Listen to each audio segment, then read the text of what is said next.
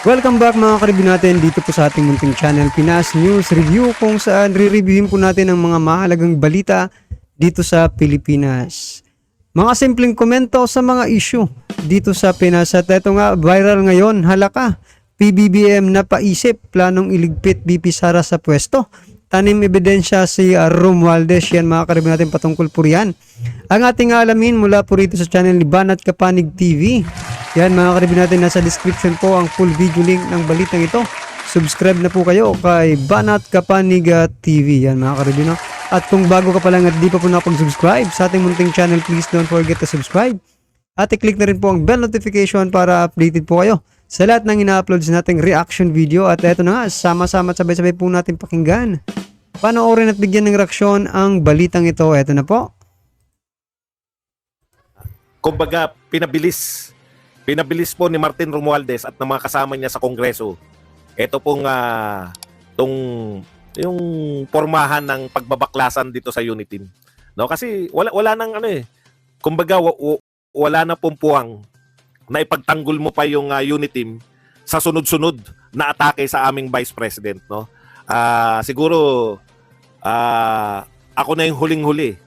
Actually, sa personal side, no, yung mother ko nagsabi sa aking anak, kasi dumadalaw-dalaw, na kinakabahan siya kasi loyalist yan eh. Tsaka ayaw niya na makinig sa akin, no? Nanay ko yan, ha. Ako na lang yung, kumbaga, libangan niya tong vlogs ko, pero dahil loyalist siya, miski yung anak niya, ayaw niya nang pakinggan. Hindi naman dahil ayaw niya na ako bilang maging anak, pero nasasaktan siya eh. 'Di ba? Ganun talaga yung mga loyalist eh. Masakit sa kanila, pero talagang ganun, 'di ba? Kinakailangan nating manindigan para sa ating Vice President. Sunod-sunod kasi yung ginawa po nila, no? Tapos dahil na ilulusot nila, alam niyo 'yun, palaki ng palaki yung sunod-sunod na ginagawa nila. Nagsimula sa pag-question sa confidential fund sa Kongreso, tapos ayun na nga, no, si BP Sara, pati yung confidential fund ng kanyang pagiging mayor ng Davao City. Talagang ang purpose wasakin eh, no? Wasakin si BP Inday Sara. Parang ano yan eh, meron pong panyanyari na bumaba po yung naalala niyo, no? At tiniming nila nung bumaba po yung, di ko alam kung nauna ba yung confidential fund na atake nila, or kasabayan halos nung pagbaba nila ni PBBM ng bumaba yung kanilang rating, di ba? Trust rating, etc. Mataas pa rin, pinakamataas pa rin si BP Sara, pero bumaba lang. May nakasilip na pwede na nating atakehin to. No, yun yung nakita ko na parang simula ng atake na to kay BP. Lahat to sa mga Duterte, no? Tapos sunod-sunod na si Tatay Digong, yung ICC. Sunod-sunod yan eh. Tapos eto nga, SMNI. Hanggang ngayong araw na to, pinag-uusapan pa rin yung pagpapasara sa SMNI. Isang house po yun. Sa kabila po ng lahat na nagaganap sa Pilipinas, ang buong focus nitong House of Representatives, may ginagawa silang kakaiba, pero dito sila nakapokus sa lahat eh. So yan, halatang-halata naman po mga karibin natin na talagang mapapaisip ka talaga kung planado ba ito, di ba? Planado ba ni House Speaker Romualdez, di ba mga karibin natin? Kasi yung atake mga karibin natin, yung atake po ka dito sa mga Duterte, nandito po sa Kongreso mga karibin natin, no? Nagsisimula po dito sa bahay ni Speaker Romualdez. Mahirap naman natin sabihin na wala siyang alam sa mga nangyayari dyan sa Congress, di ba? Kasi sabi nga ng iba, di ba?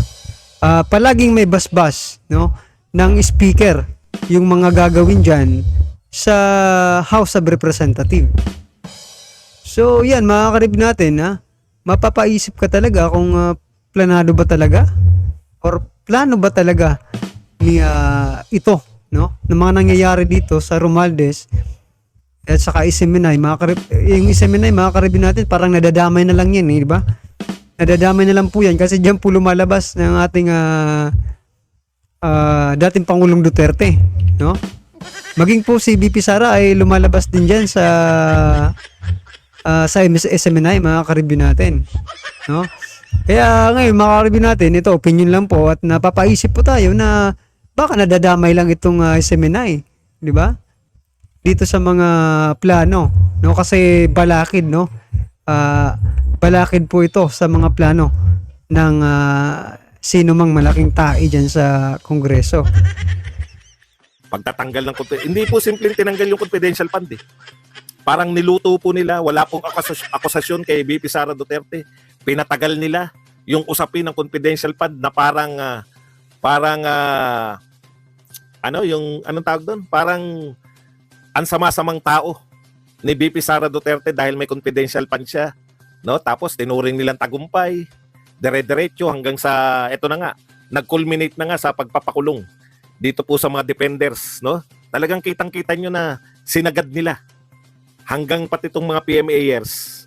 Tsaka ang yayabang po ng mga supporters niyan, no? Ay impeachment pa pala. Impeachment pa pala, pinalutang din nila.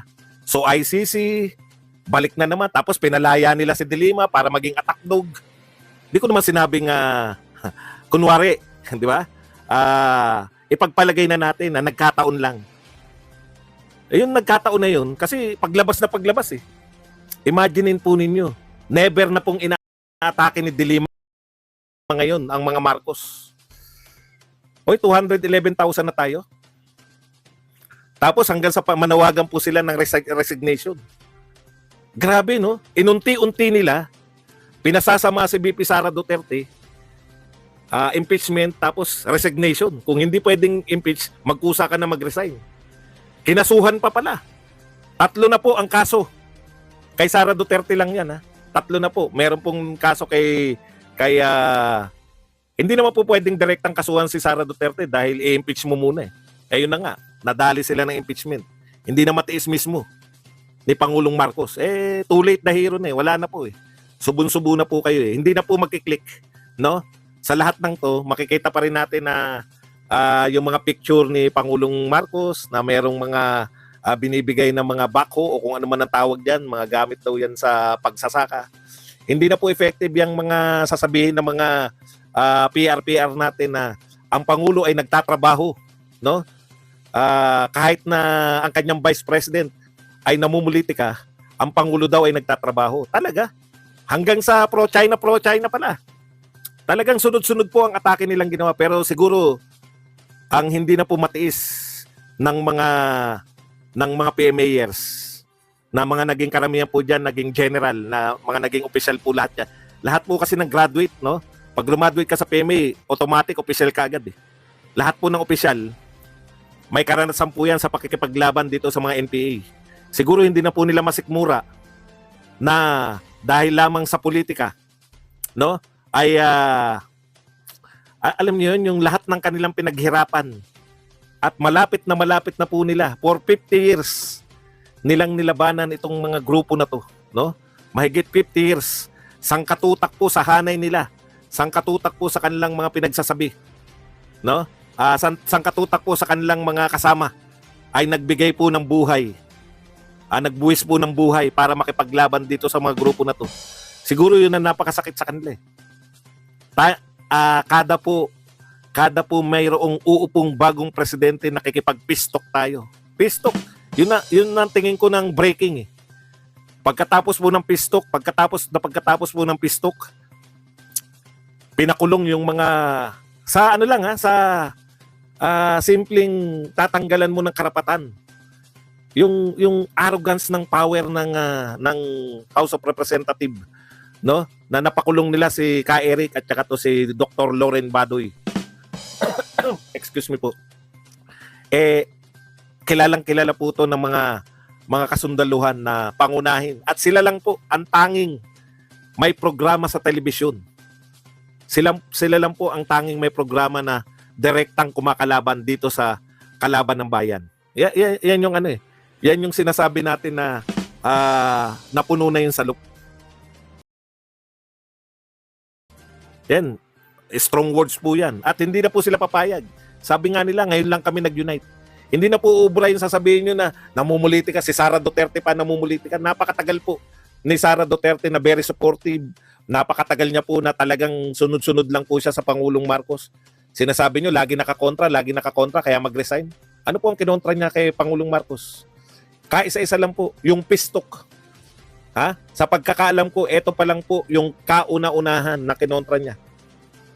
Yung pong sa ICC. Aba, hindi niya po kinokontra si Pangulong Marcos.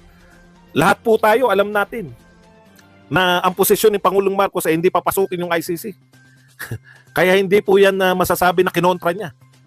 Kung nagdadalawang isip si Pangulong Marcos dahil po sa resolusyon ng kanyang Kamag-anak Incorporated dito sa Kongreso, ay hindi po pagkontra kay Pangulong Marcos yun. Kaya nga sabi natin talagang si Sara Duterte, at saka siyempre dahil tayo po ay follower ni Sara Duterte, no? Talagang huling-huli na tayo. So yan mga karibin natin, sana tagilan na po ng Kongreso, no? Yung kanilang pakikipag-alyansa dito sa mga makakaliwa, mga karibin natin. Kasi hindi magandang tingnan eh. Diba? Kayo, party po kayo ng gobyerno, Kongreso, diba? Party po kayo ng gobyerno, tapos kumakampi po kayo sa kalaban ng gobyerno. Diba? Imbis na patalsikin nyo po yung mga sumusuporta dyan sa mga makakaliwa, mga karibin natin, eh parang kinakampihan nyo pa. Isipin nyo mga karibin natin na parang hindi na po si Speaker Romualdez yung nauuto dito ng uuto, no? Siya na po ang nauuto nitong mga makakaliwa. Diba? Hindi lang natin alam mga karibin natin kung ano ba ito? Condition ba ito? Doon sa kanilang pag-atake kay BP Sara, di ba? Kasi Makabayan Black naman talaga nagsimula noon, di ba? Ano ba, condition ba itong peace talk, di ba? Ng Makabayan Black? Doon sa kanilang pag-atake kay BP Sara? Kasi isipin mo mga karibyo natin, pabor eh. Marami ng mga ginagawa ang ating Kongreso na mapabor po sa makakaliwa. So ano ba, makakaliwa na ba ngayon ang Kongreso, mga karibyo natin? Kasi parang ganun po ang lumalabas eh, imbis na protektahan po ang ating bansa, no? Gaya nga po ng ginagawa ng ating mga kasundaluhan nila Ka Eric, Doc Lorraine Badoy, mga karibyo natin na hindi man sila nakikipaglaban, no? Pero ang kanilang buhay ay inaalay po, ang kanilang pang-araw-araw na buhay ay inaalay po sa pagbibigay, no, ng impormasyon sa ating lahat, no, mga karibyo natin, patungkol po dito sa mga kalakaran ng mga makakaliwa para po maiwasan ng ating mga anak o tayo man din, no, maiwasan po natin ang makisali or sumanib sa kanilang grupo, di ba? Pero kung ikukulong mo, di ba? Ikukulong mo yung mga nagtatanggol sa bayan. Eh, isa lang po ang ibig sabihin yan, di ba? Kakampi po kayo ng kalaban ng bayan. Mga karibin natin, medyo seryoso eh, no? At saka, yun nga po, opinion lang ito pero parang planado kasi, di ba? Parang planado na eh, yung mga nangyayari. Sinasabi ko nga parang coincidence lang ito pero marami pong nagko-comment mga karibin natin na hindi, planado yan ni di ba? Ganyan. Planado daw. Kayo po mga karibin natin, ano po ba sa palagay ninyo Planado po ba itong mga nangyayaring ito sa mga Duterte? At itong isamin ay nadamay lang po. Sa galit ng kung sino mang malalaking tae o politiko sa ating gobyerno. Well, anyway mga karibin natin, ano naman po ang inyong reaksyon? I-comment lang po sa baba para at isa lang po ng ating mga kababayan ang inyo pong nararamdaman patungkol po dito sa balitang ito, right? Kung bago ka pa lang at di pa po nakapag-subscribe sa ating munting channel, please don't forget to subscribe at i-click na rin po ang bell notification para updated ka po sa lahat ng ina-uploads nating reaction video at huwag din pong kalimutang mag-subscribe kay Banat Kapanig TV. Nasa description po ang full video link ng balitang ito. Subscribe na po kayo kay Banat Kapanig TV. Maraming salamat po.